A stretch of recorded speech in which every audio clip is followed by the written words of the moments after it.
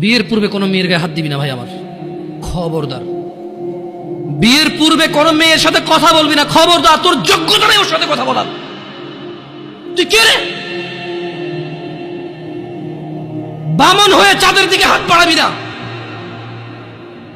আমার বোনরা চাঁদ।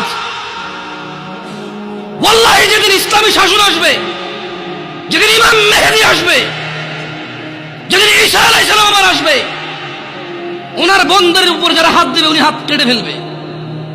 তুই বামন হয়ে চাঁদের দিকে হাত বাড়াইস না। আমার বোনরা চাঁদ। ইসলাম মেয়েদেরকে চাঁদ বলেছে আর তোকে বামন বলেছে। বেটা তুই বেটা ছেঁড়া খাতায় শুয়ে লাখ টাকার স্বপ্ন দেখিস, বিয়ের আগে মেয়ের গায়ে হাত দিস? তোর সাহস কত? তোর সাহস কত?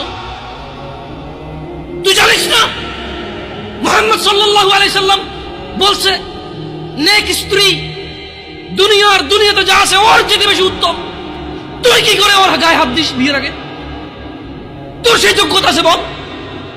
তোকে আল্লাহ জাহান্নামে ফেলবে, তোকে আল্লাহ জ্বলন্ত আগুনে নিক্ষিপ্ত করবে, তোর শরীর পচবে, তোর শরীরের গন্ধে জাহান্নামীরা থাকতে পারবে না। তোকে আল্লাহ এত নিকৃষ্ট শাস্তি দেবে।